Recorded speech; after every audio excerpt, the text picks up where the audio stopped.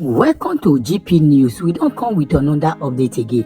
My people, this Mr. Idele, now the truth when he dey now in the talk. Why he be say me this our country Nigeria? They know they like truth at all. Now people when they talk like now they support. But this man when he talk truth, so why they go arrest him? Why they go arrest him? Nigeria. My country people, my leaders, now waiting they happen. Now they forbid truth for this country. More una know say na true. Now they make country better.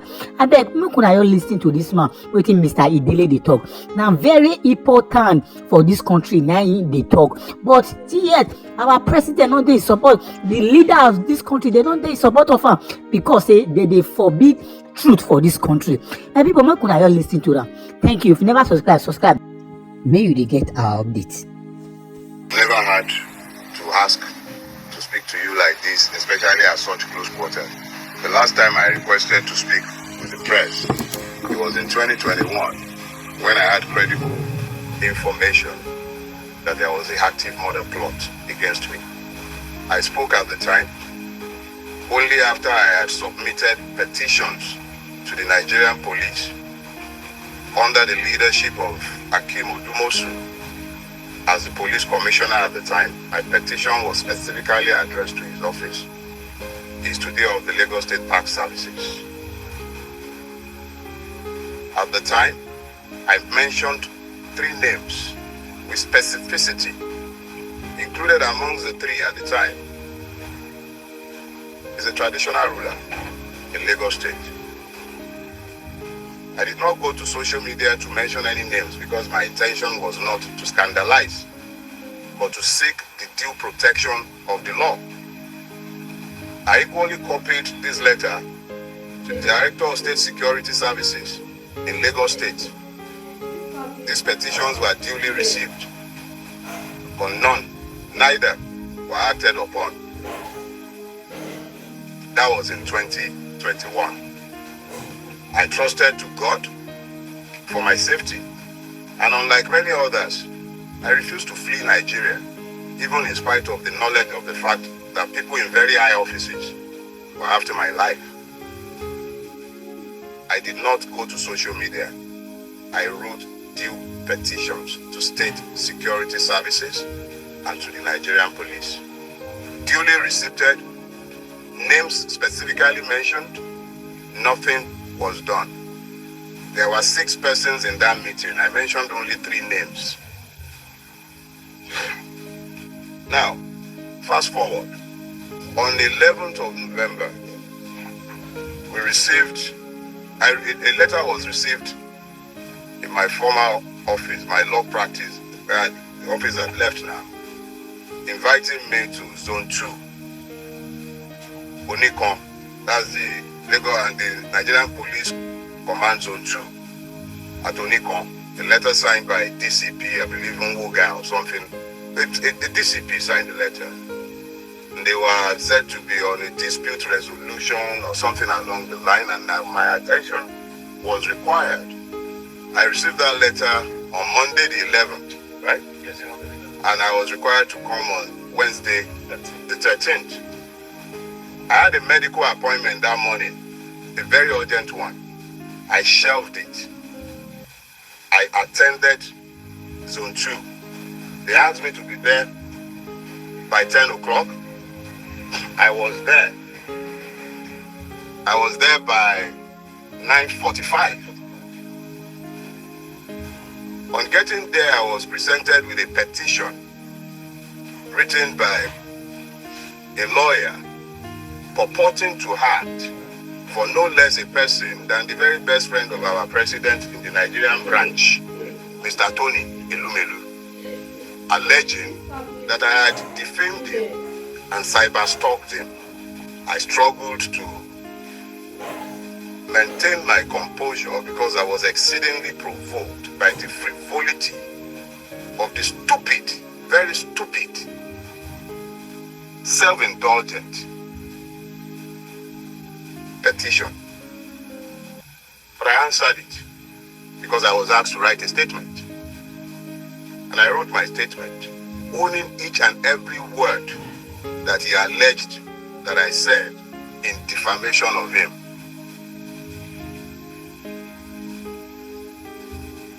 The IPO then took my statement and the file to see the DCP, who had signed my letter of invitation, and I was asked in.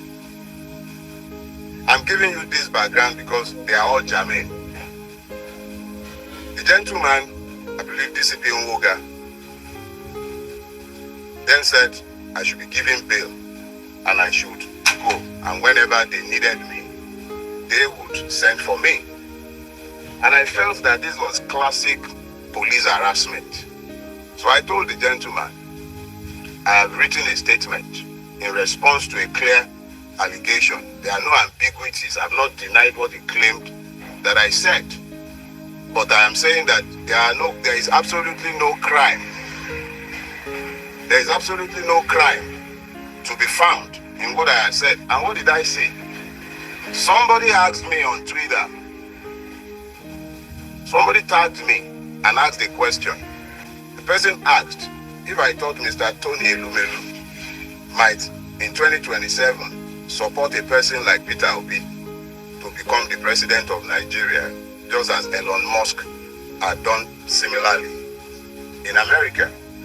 And I answered, how can you possibly be asking that of Tony Elumelu? Tony Elumelu is a member of the Nigerian winning class.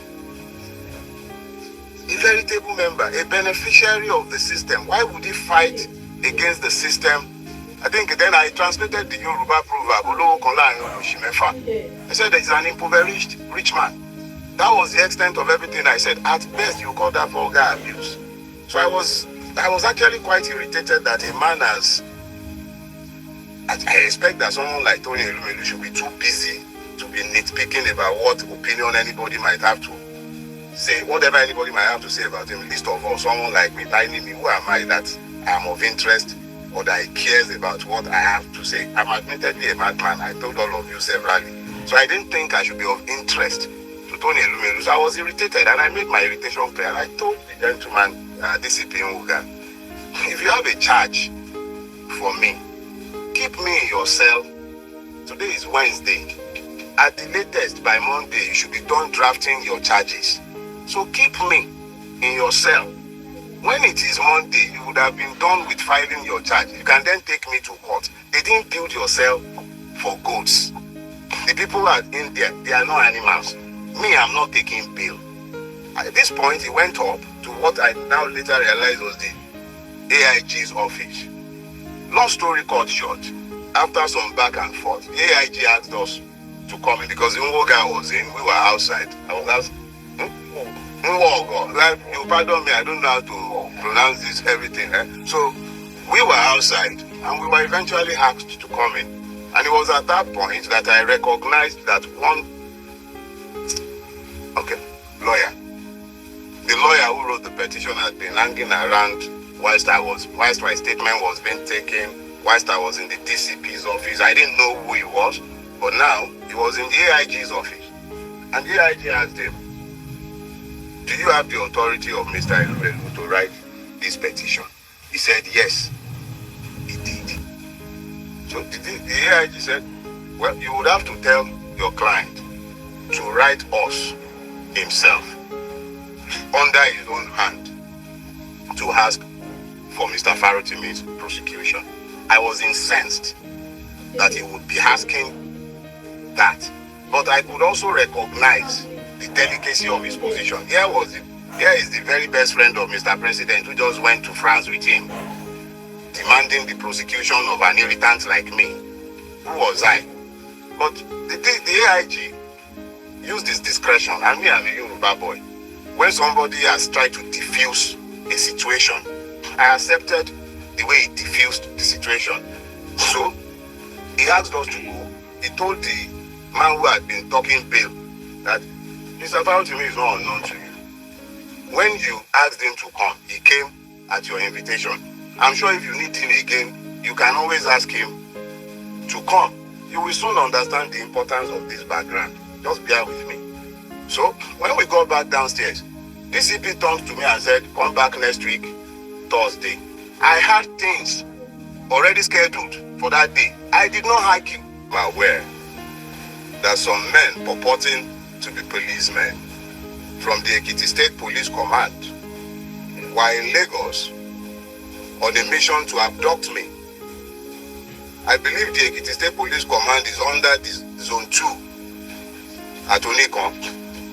I was at Onikon repeatedly, and nobody was aware of any form of interest in me by the Ekiti State Police Command or any police information for that matter.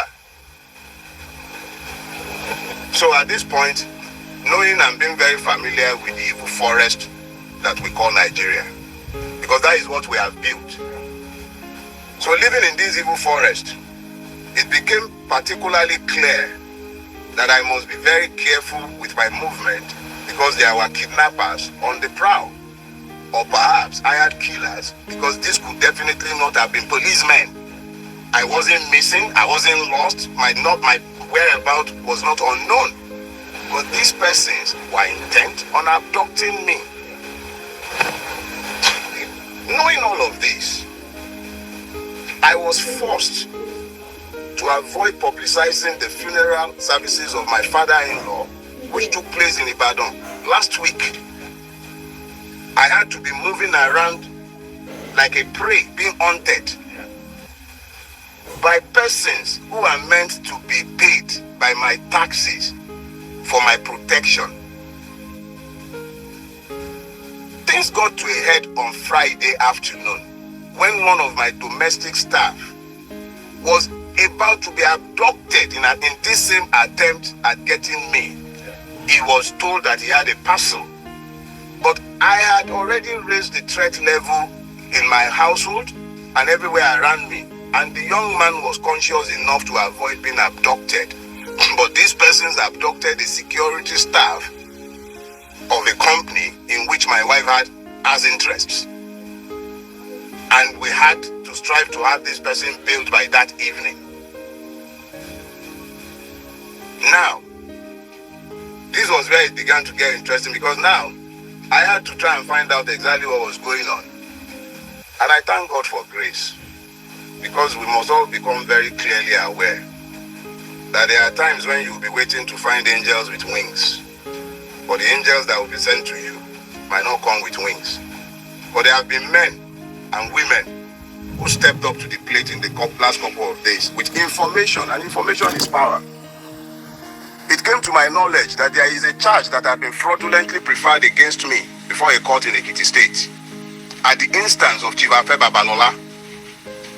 This charge had been fraudulently preferred, hidden from view, and the court had purportedly demanded my presence multiple times, and I had failed to appear before this court. And this court had then proceeded to issue a bench warrant for my arrest. This is classic Afe Babalola. I detailed his corruptive influence in my book, Nigeria and its Criminal Justice System. And what he has done is exactly what he has always done in hiding, but he has done it this time again. And the calculations were that I would have been picked up, taken before this judge who must have either been compromised or misled in Ekiti, and I would have been remanded in prison custody for being somebody who was meant to face trial and who had refused to bring himself to court. I am reliably informed that social media influencers had been paid to spin these narratives after my arrest. Human rights activists have been positioned to start speaking after my arrest, including one at Daya. High offices in this country have been compromised in pursuit of my persons. High offices, from the Inspector General's office, because the police have been subverted. The Attorney General of the Federation needs to examine himself, because his office has been somehow linked to this as well. I do not know if the presidency is directly involved in this, and I will not make frivolous charges. But high offices have been subverted in pursuit of a criminal purpose. I have committed no crime, done nothing wrong. If I have committed any wrong for which the state requires my attendance in a court or at the police station, they know exactly where I live. I will live only once. But I will not live cowering to any man. Let us be clear.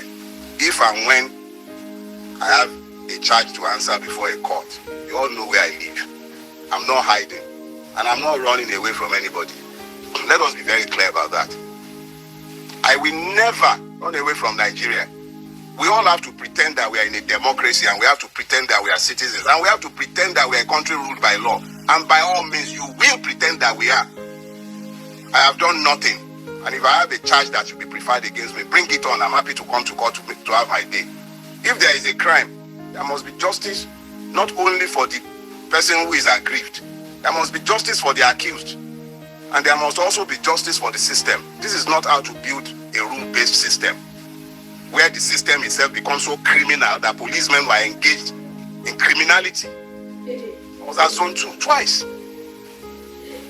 But this, they never reported in any police station in Lagos. Never. This was a rogue operation designed to achieve a criminal purpose. Gentlemen of the press, I am a Nigerian, whats and all. I'm not different from any one of you, but I desire a better Nigeria.